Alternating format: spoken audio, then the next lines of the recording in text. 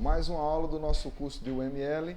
Desta feita vamos tratar diagrama de objetos. Este material é adaptado a partir do material original de Jaelson Castro, da UFPE. Bem, o que é um diagrama de objetos? Diagrama de objetos você pode pensar como sendo um instantâneo, uma fotografia, um registro de um momento, como é que esse sistema orientado a objetos está em execução.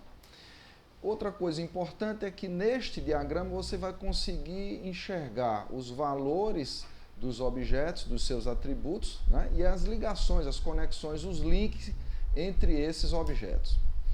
Esses diagramas são úteis para algumas atividades que nós vamos detalhar, mas, por exemplo, para modelagem de estrutura de dados complexas, para você entender como é que essas estruturas estão organizadas em tempo de execução.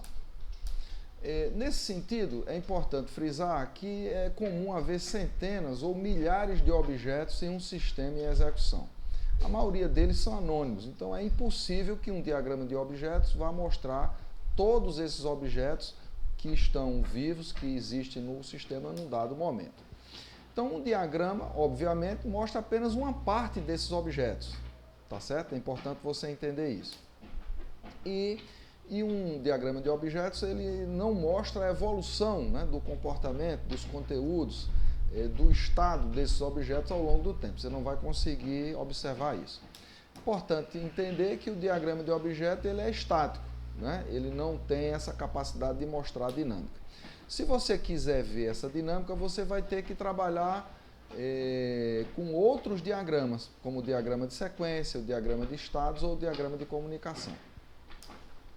Importante também que o diagrama de objetos ele trabalha normalmente casado, né, em conjunto, em associação com o diagrama de objetos. Então você vai ter esses diagramas juntos para você entender como de fato eles funcionam, já que o objeto é uma instância de sua classe, né?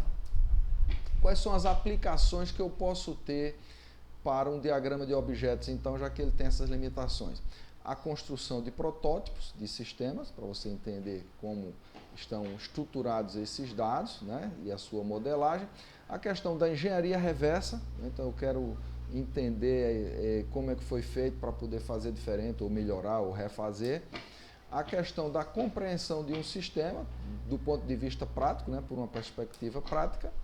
E a questão da depuração. Então, eu quero saber se o valor que eu esperava que um objeto tivesse em determinada circunstância, de fato ele tem. Então, nós temos aqui exemplos de objetos simples. Está aqui Bill Clinton, tá certo? Eu tenho aqui Jaelson, que é de uma classe professor. Eu tenho um objeto anônimo aqui, curso, com os seus atributos. Eu tenho um objeto aluno, eu tenho um objeto Mônica, que é do tipo aluno, eu tenho um objeto fulano aqui de classe não identificada. Então, são exemplos de objetos. Bem, aqui nós temos um exemplo de um diagrama de objetos.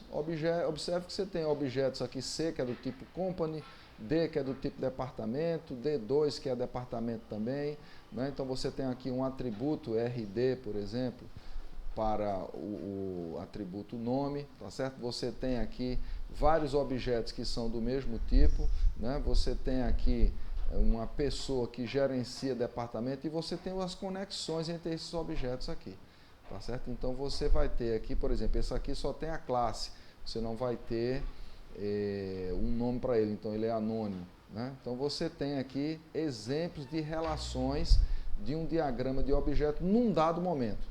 No momento seguinte pode ser que mude. Você tem a ideia aí de multi-objetos. O que são multi-objetos? São um conjunto de objetos com um número determinado de elementos. Então eles são usados para o quê? Para referenciar um conjunto ao invés de referenciar um objeto individualmente. Então, por exemplo, você tem a necessidade de enviar uma mensagem, essa mensagem vai ser enviada para um multi-objeto ao invés de ir para objetos individualmente. Então tem aqui exemplos, por exemplo, curso aqui, ó.